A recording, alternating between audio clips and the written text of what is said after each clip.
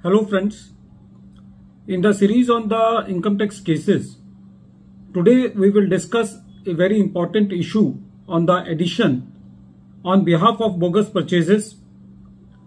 The issue before Kolkata ITAT B branch was that if the assessee submits all the evidences to prove his purchases and the assessing officer do not reject the sales of the assessee, so whether in that case the addition of the assessee can be made just on the basis that the suppliers were found to be closed with no business activity. This issue has been taken up by Honorable ITAT Kolkata B bench in the case of Assistant Commissioner of Income Tax versus Swansukha Jewellers Private Limited. This case is reported in 123 ITR Tribunal, short notes 62, and the date of the judgment is 17th March 2025. The present case relates to the assessment year 18-19, and the assessing officer received the information from the Director Investigation that the assessee has made some purchases which are not genuine from two suppliers. And accordingly, the assessing officer issued notice to the assessee under section 148 and the assessment proceedings were started. During the assessment proceedings, to prove the genuineness of the purchases, the assessee submitted purchase bills. The payment through banking channel was proved beyond doubt, and the assessee also submitted the stock register to prove the movement of the goods, and the assessee also submitted other evidences like the vouchers and detailed stock register. The assessee also said that the assessment of the assessee was already completed under section 143 subsection 3, and in that assessment due verification was being made to check those purchases and purchases were accepted.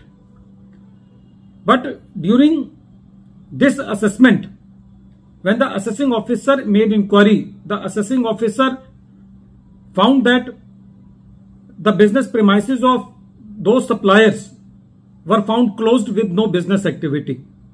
So the assessing officer, by keeping all the explanation of the assessee under the carpet, made the addition under section 69C just on the basis that the suppliers were not found at their places. When this matter came to the CIT appeal, the CIT appeal admitted this fact that when the sales of the assessee are accepted, the purchases cannot be rejected. But at the same time, reduced the amount of the addition to 12% of the bogus purchases. The revenue filed the appeal in the tribunal and the assessee filed the cross objections, and in that cross objection, the assessee also challenged the reopening under section 148. When this matter was heard by tribunal, the tribunal said that in the present case, as far as the finding of the Commissioner of Income Tax appeal is concerned regarding that if the sales are accepted, purchases cannot be rejected, that finding is very much correct. But the CIT appeal has erred in restricting the addition or making the addition up to 12%. According to the tribunal, even this addition of 12% is not justified. The tribunal further said that in the present case, the assessee is a big jeweler and the assessee has given the stock tally in the form of stock registers. The tribunal also noticed that all the payments have been made through banking channels, and more importantly, there was no allegation that the cash was introduced by the assessee before making the payments. It was also noted by the tribunal that the selling figure was not challenged by either of the department, either by the income tax department or by the GST department, and the GST department even did not make any adverse inference qua the purchases. So based on these facts, the tribunal said that in the present case, even the addition of 12% is not justified, and the tribunal also said that in the present case, the reopening has been done just on the basis of the information received from the investigation wing, although the tribunal said that since the assessee has been given major relief, so there is no need to adjudicate the cross objections of the assessee.